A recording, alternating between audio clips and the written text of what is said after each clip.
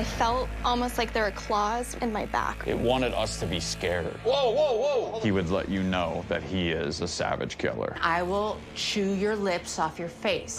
Right here. Oh, look! Coffin! Feels like it's inside my body. How did he kill you? Seatbelt! Oh my God!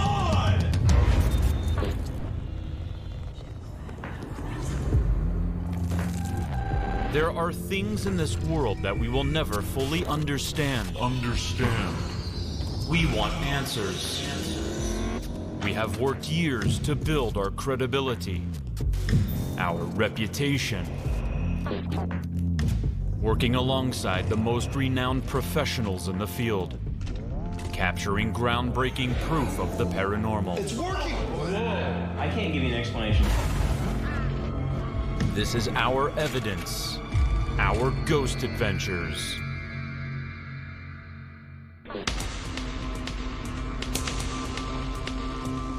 It has been years since we last conducted an official Ghost Adventures investigation at my haunted museum in Las Vegas. But because of a string of deeply disturbing events, we're back for what I can only describe as an emergency intervention.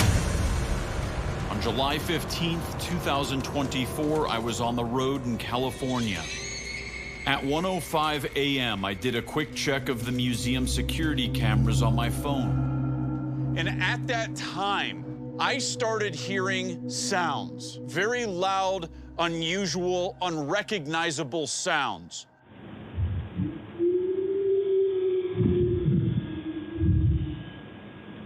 But then something happened that gave a chill down my body.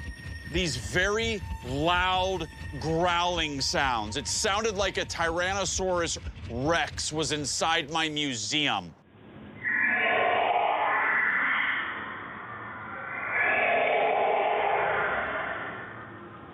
And this lasted for about 15 minutes.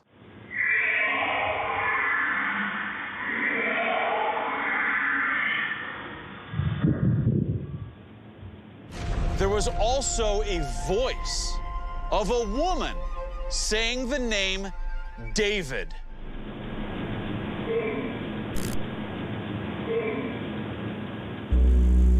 Now, we tried to debunk these noises. I tried to explain them, but we just could not find any logical explanation as to why this occurred. There are other events that occurred, and I'm talking as recent as last week, involving a woman who claims she has seen a very tall, menacing male figure right near the exhibit where I just placed the remains of America's most prolific serial killer. Samuel Little, who died in 2020, preyed on marginalized women, killing multiple victims by strangulation over approximately 30 years. That's where I pulled her body out and rolled it down there. He confessed to 93 murders, and law enforcement says they have confirmed at least 60 of them. I'm deeply concerned that the introduction of his remains to the museum have given extra fuel to some of the most spiritually combustible items in the world. And that this evil monster's spirit has been summoned by the other cursed artifacts. We will begin by examining the already intense level of paranormal activity here before the introduction of Samuel Little's ashes. John Shaw has been performing sideshow acts at the museum for 6 years and has extensive knowledge of Satanism and the occult. I talked to him about the terrifying growls heard on the ballroom security camera. Every single effort has been exhausted in trying to debunk this, and we are still inconclusive. Now let's talk about the cause, the building's background. back in the 70s, the devil worshiping that was factually taking place here.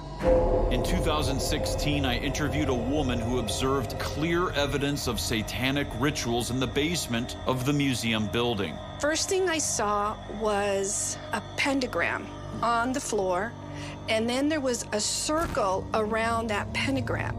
And I also saw blood drops. You're for sure you saw blood? Positive. A previous occupant of the building, with government documentation of her family's residence here, testified that her father participated in dark rituals in the basement, and that this is a place of unspeakable horror. There could, in theory, still be portals left here that maybe were not ever closed. Yeah, that sound to me, if you were going to create a sound that was going to sound like a portal opening to another realm of reality, that is exactly what I would think. Right. And it sounded like something opening, like a tear in the veil. And It just gave me a chill when you said that for some reason. Yeah.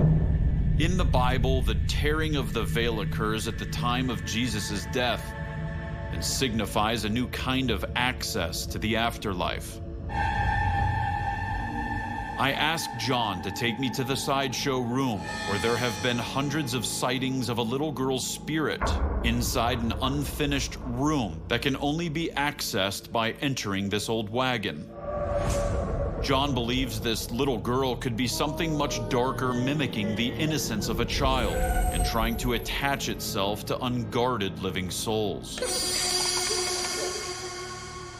On the way to the sideshow room, we stop at the ballroom, where the demonic sounds were captured on the security camera. Okay, right over here, this is the security camera that captured the sounds. And just to the left of the security camera is this room here that is really at a focus for me as being a potential source of those sounds. This is the Devil's Rocking Chair. The Devil's Rocking Chair, which was involved in the exorcism of 12-year-old David Glatzel, caused so many disturbing incidents at the museum that I was forced to temporarily close that exhibit in 2019. Not only do David Glatzel's growls during his exorcism sound eerily similar to those captured in the museum, I'm doing it.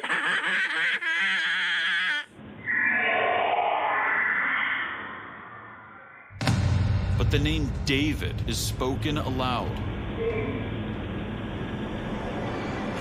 So I want to focus a little bit more on investigations in here as well when we do. Whoa. All right. Yeah, I just got really dizzy. I did not like that.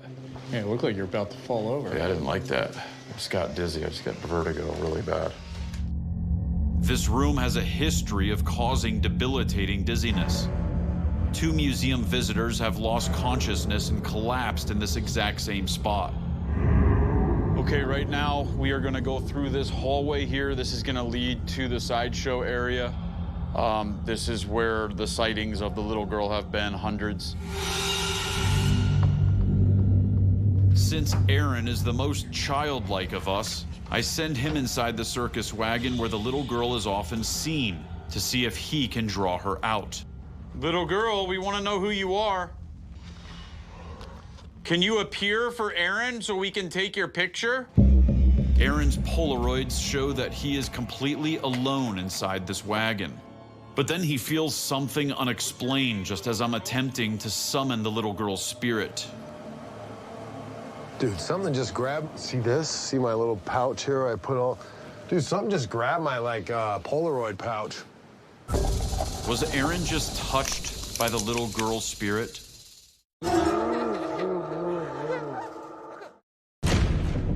We turn now to troubling paranormal activity that may have been stirred up by the addition of Samuel Little's remains. I meet with Joy Foster at my headquarters next door to the museum. God. The heck? You okay? Yeah, you just scared me. It's okay. I do that sometimes. It is no surprise that Joy is jumpy. Just a week ago, she had a horrifying experience in the room where I keep the van that Dr. Jack Kevorkian used for illegal assisted suicides. Last week, I stopped by the museum, and it was around 9:30 p.m. I noticed you and a couple of your friends, and you were crying. And at that time, you said that you saw somebody in the museum. What did you see in what area? When we were about to turn into the Kevorkian office, down the hallway, there was a very tall shadow, but it was not quite a shadow, it was like white. So this thing crouches down and is like right by me smiling. Mike's just laughing at us. It's standing right there. It's just laughing. And I'm very uncomfortable at that point, and I felt almost like there were claws right in my back right here. So that's when I just like lost it. I felt like I couldn't go. It's like right here. I feel like I was just so overwhelmed and scared, and it just felt like a million things were just yelling at me that I was gonna hurt someone, and I just like didn't know how to stop it from hurting someone. This entity was? Yeah. Okay.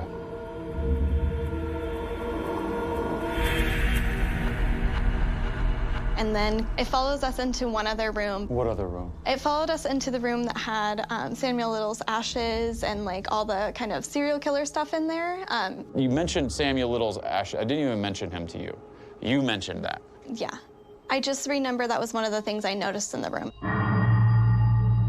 I kind of almost focused on his ashes because they were in the back, and I just headed there, and then when I headed back out, it was just gone. So we just added his remains into the museum, I mean, just over about a month ago.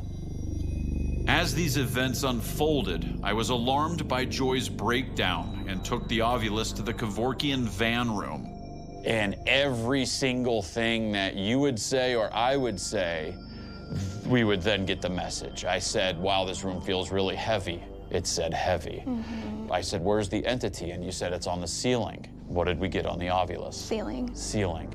We went and asked you, think of a number. You said 1-1. I mean, I feel like I hear like 11, like 1-1. And what was on the Ovilus? 11. 11. Go look at the Ovilus. What number did you say? 11, 1-1. It was letting us know that it's listening to us. It can see us. It wanted us to be scared. And at that time, I remember both of my fists were stuck in this position. You ever had lockjaw? You know, you're biting so hard, you're waiting for your teeth to explode. I was waiting for my fists to explode.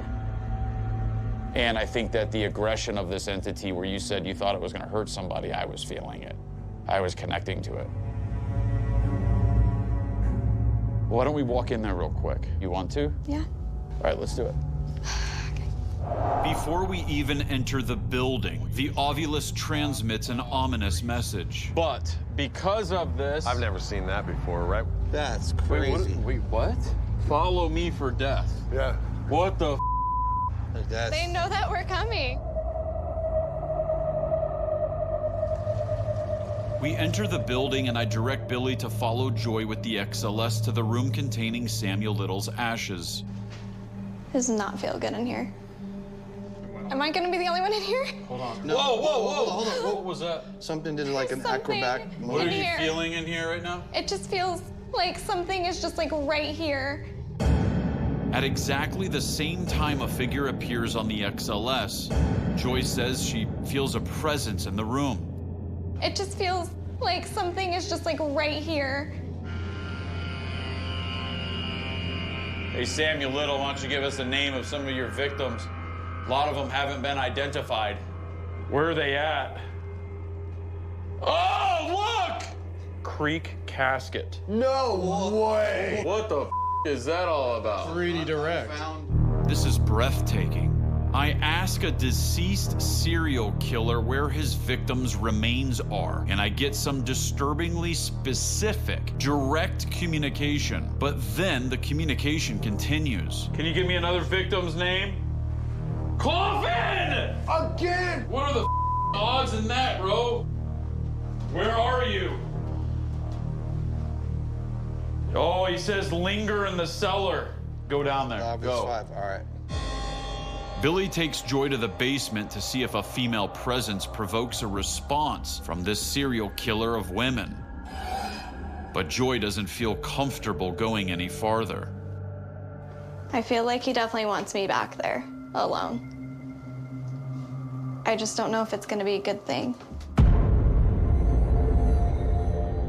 Author Jillian Lauren wrote Behold the Monster after spending 3 years interviewing serial killer Samuel Little. I meet with her to get some insight on what kind of spiritual chaos his remains could be causing. What was his presence like? What was his energy like? Was there something about him that felt inhuman?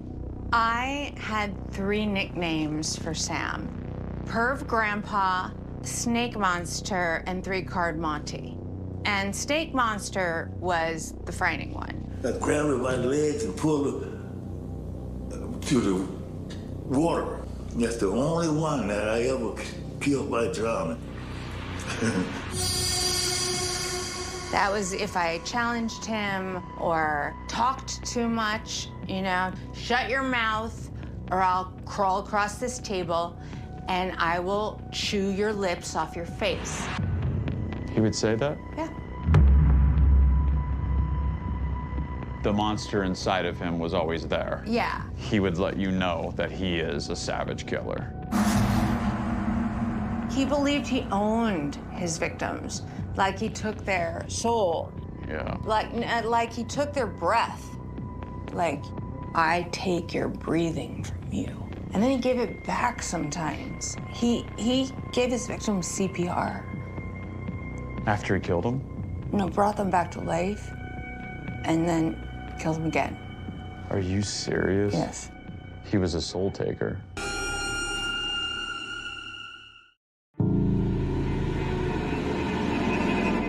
Jillian says Samuel Little left his personal effects to her in his will, including the ashes from his cremation.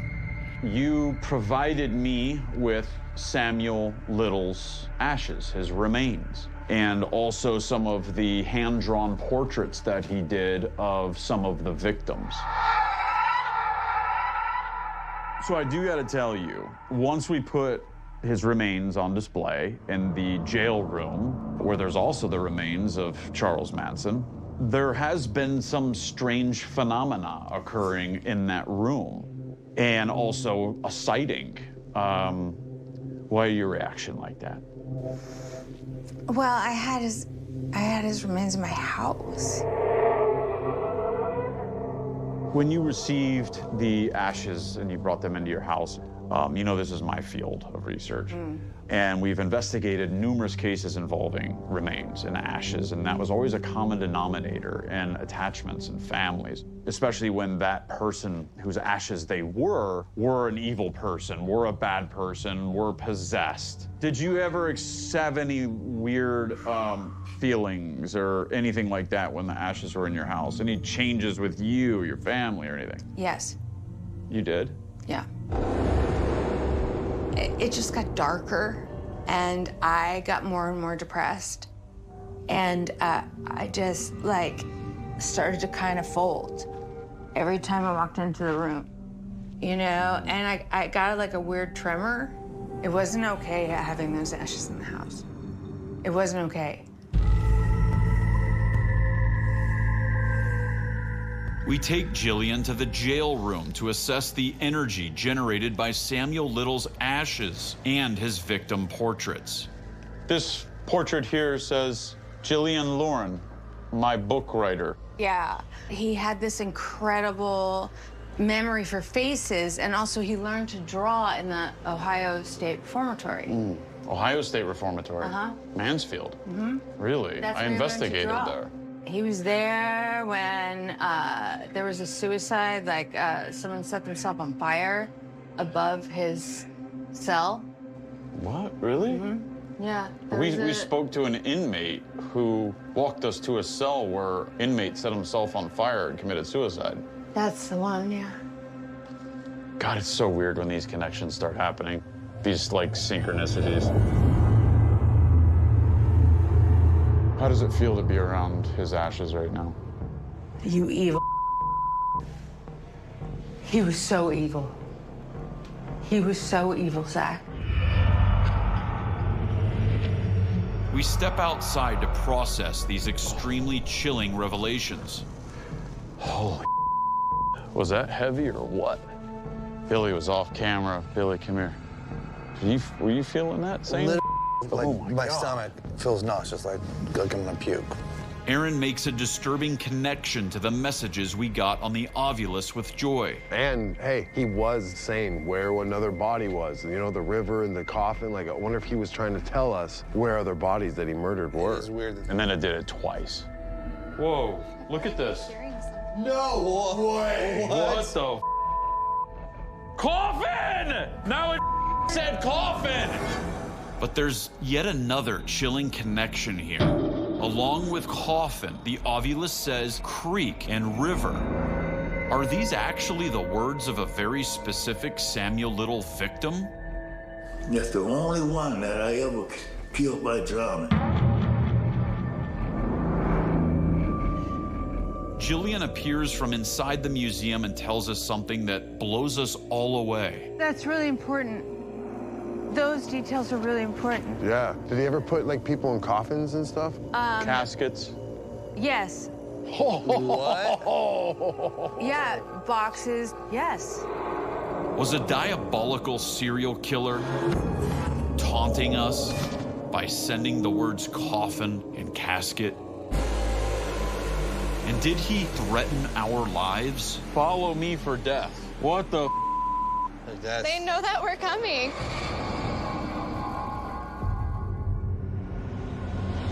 As we are getting ready to start our investigation, all four of us are at Nerve Center when I see an unexplained light in the ballroom.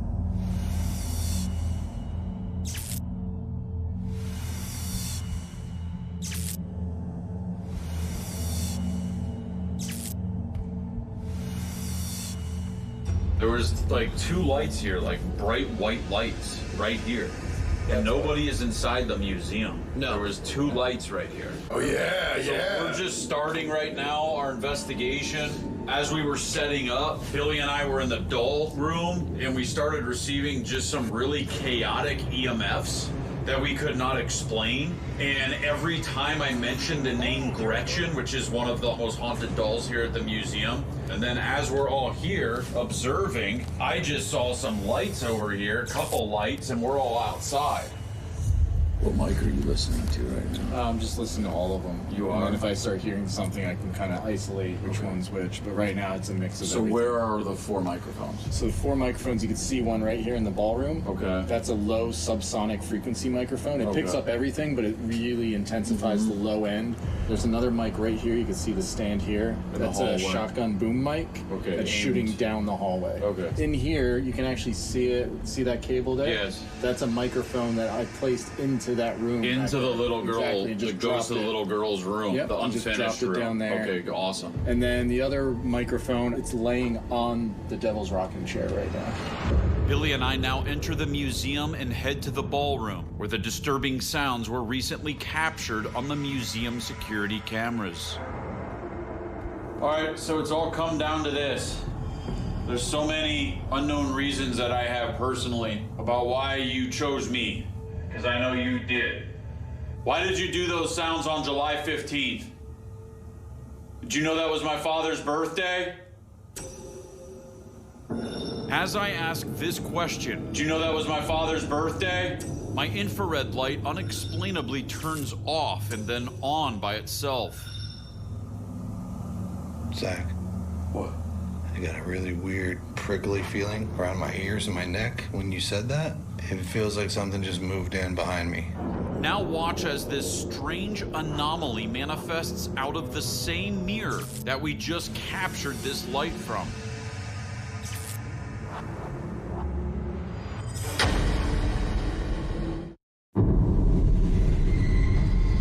What were those lights?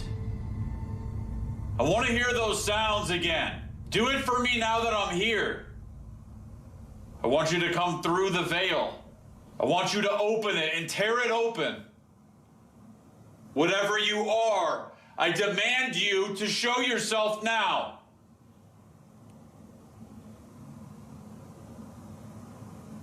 Zach, literally something standing behind me right now with its hands on my shoulders. Because I can feel, it's like a tingly, I'm being dead serious, dude. During this moment, Billy and I start heading upstairs when Aaron and Jay hear a strange sound in the ballroom.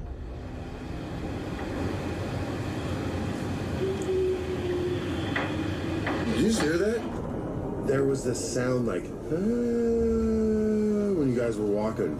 I didn't hear anything. Yeah, that was clear. Where did it come from? What camera?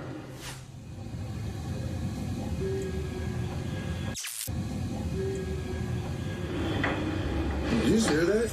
With this unexplained sound captured, Billy and I now try to elicit more activity by playing the actual audio of the disturbing sounds captured on the security camera.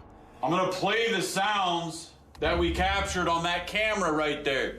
Not only did we capture it on that camera, we captured on the camera on the other side of the wall. Once I play these sounds, let us experience it with our own ears and our eyes.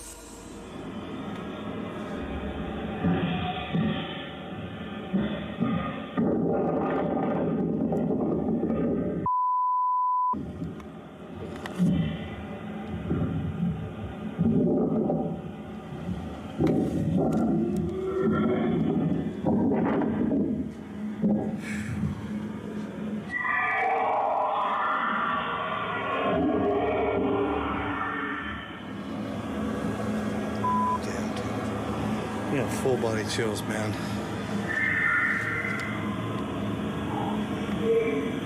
Who's the David? David? Hey, yeah. What if I brought the devil's rocking chair out, put it out in the ballroom? Bring it out. As I start trying to remove the devil's rocking chair, I realize it won't fit through the narrow doorway. We sealed it inside of this room with a very thick piece of plexiglass through this opening, so I now begin to remove it.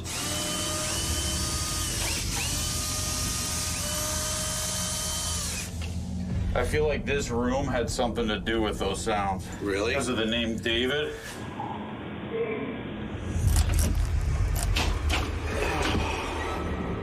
Slide it down.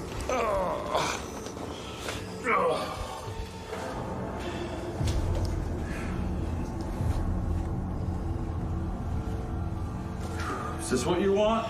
Ed and Lorraine Warren claimed this chair was the throne of the beast that possessed David Glatzel. They would also witness the chair rock violently back and forth, levitate, and move throughout the house by an unseen force. Why are you so quiet?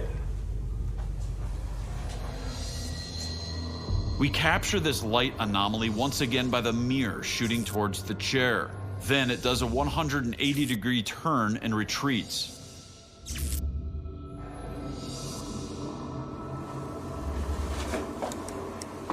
Whoa. Whoa. It's the first spike I got, and it was on you. I get a spike near Billy with a 12.8 milligauss peak. I'll go by his camera. You see his camera right here? The meter is on the camera, and it's a 0.2, 0.1. It's not the camera. But I'm just showing, look how fast I'm swinging this. I am withholding from telling you what the I'm going through right now because it was on you. It did it twice on you. It was out there and it jumped on me, and I literally feel like there's just like this force field around my body just holding on to me like this, and I don't like the feeling that I have. We want to take a moment and show just how black Billy's eyes look right now. And when we compare this footage with other footage taken from this same camera, it doesn't make sense why Billy's eyes look pitch black right now.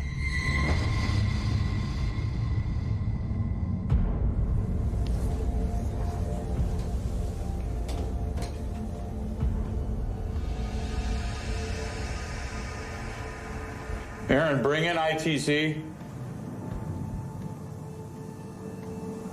Bro, I'm really angry right now, dude. As Aaron now enters the museum, I feel it's a good idea to get Billy out of this chair, so we make our way to the other side of the building to the jail exhibit. I begin to use the APFD processor and audio ITC device to see if I can communicate with Samuel Little, the most prolific serial killer in American history, and whose remains are contained in this very case. We asked you questions the other day and you gave us where they're buried. Who are you?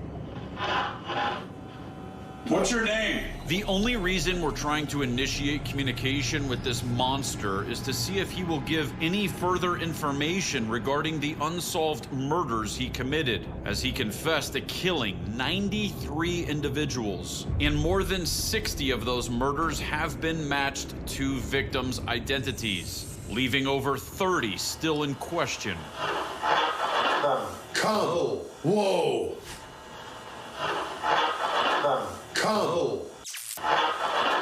Come. Whoa. Right after we receive this crystal clear voice saying come, the APFD processor stops working, so Aaron activates the polterpod. What do you think about your victim, Samuel? I love him.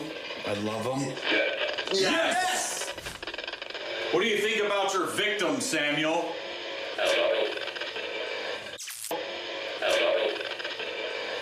I love him. I love him. Yes! I love him. Yes! Samuel Little. Oh. Whoa! Samuel Little. Oh. Oh. Whoa!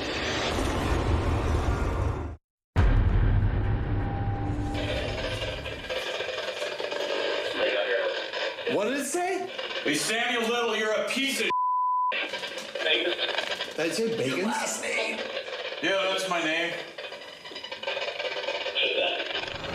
This spirit knows what it's doing right now. It's letting me know that it's getting personal by first saying my last name and then saying my first.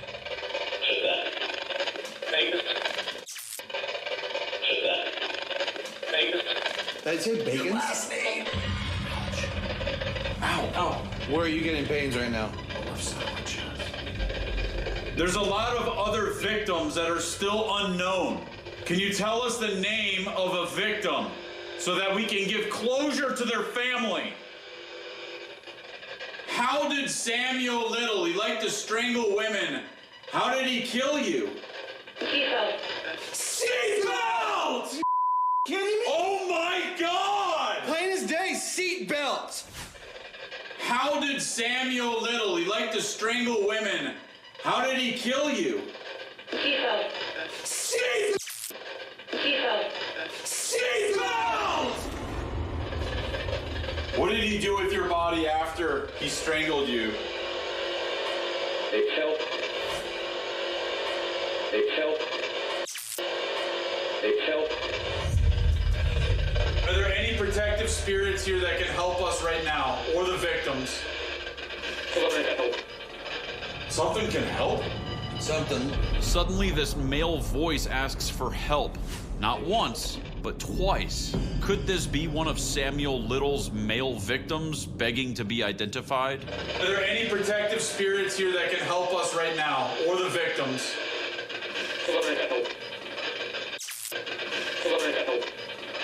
Something can help? Who are we talking to? Robert? Here, say Robert. Yeah. Who's in the hallway? The man. The man. Who's in the hallway? The man. The man. The man. Can I say something right now? Yeah. There is somebody in that hallway. I agree. I got over there and I could not get past that. Can I say something? Yeah. Amazing and scary inside that cell. All the stuff that just happened. You can call out Zach's last name. What's wrong? What are you doing? It's that encompassing. It's that encompassing feeling where it's just. It feels like it's inside my body, grabbing me like this, doing weird. We now head back to Nerve Center and regroup for a new plan of attack. Okay, right now I sent Aaron to the ballroom, and Aaron is setting up his Polaroid camera. It looks like some kind of professional one. I don't know the details of it. While he's doing that, Jay is setting up his slow-mo cam. That's gonna capture like anywhere from 200 to 300 frames per second. Very high tech. We're going full visual right now. And Billy is gonna follow me as I scan the museum with the XLS camera. We're gonna immediately head back to the jail cell room to see if we can document who was just talking to us.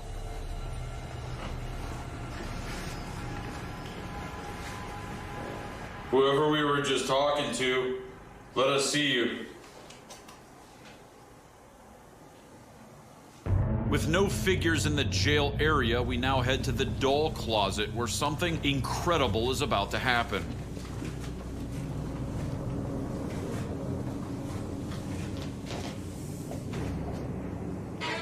Whoa, Billy. You got something? Yeah, he's grabbing the doll. Which one? I don't know, dude. I'm over here. He's grabbing the head of this doll.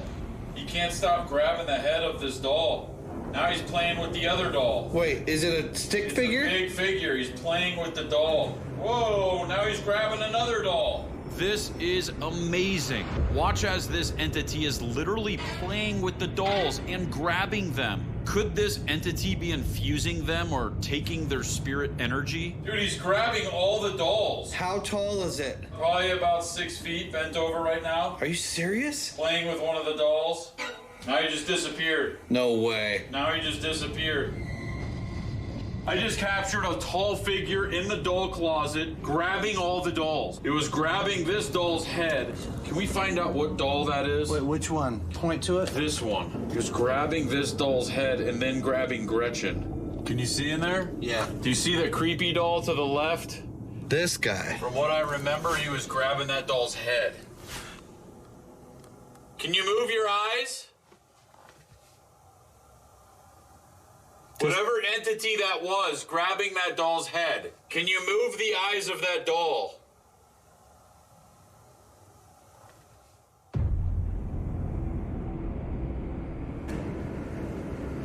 Right now I'm just shooting the room and the chair and everything in it. So hopefully if there's something going on with all that, hopefully I'll capture it. All right, so I just switched over the slow-mo camera. I just moved it over here with Aaron to shoot the Devil's Rocking Chair. My setting is at 240 frames per second. So if anything is coming out of the chair or sitting in the chair, moving around the chair, we should definitely pick it up. Jay decides to sit in the Devil's Rocking Chair while Aaron takes UV photos. Show yourself.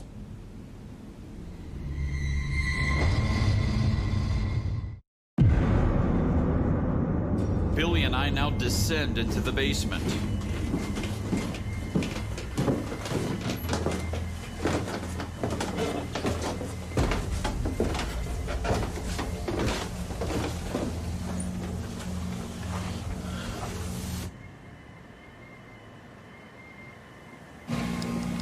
Footstep up there. I just heard it. Whoa. I just heard it.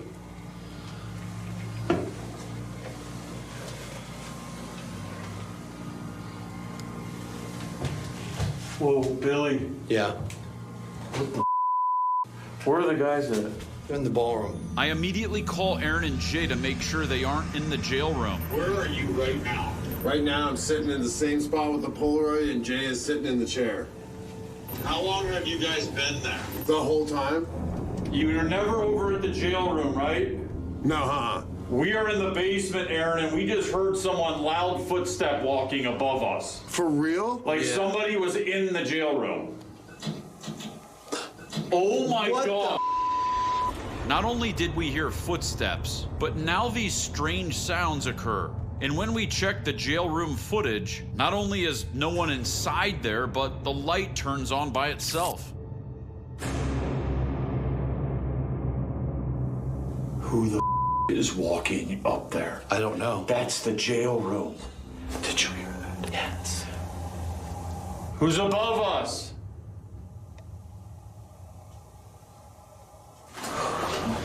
Go.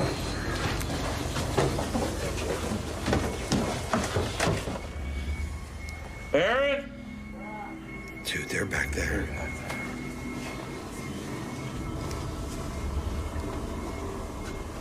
Why is the light on? Why is the light on? Who or what was making the footstep sounds in this room? Whoa, Billy. Yeah. Whoa, Billy. Yeah. And why did this motion-activated light turn on while nobody was inside? We firmly believe these are the spirits that we experienced incredible communication with in here earlier. And we ask ourselves, is the man who made himself known and whom our interviewee Joy is terrified of the spirit of Samuel Little? After Aaron's Polaroids develop, we make a startling discovery while Jay was sitting in the devil's rocking chair. As you can see in this first photo, it's normal. Then something starts appearing around him. And in the third photo, these strange light beams appear.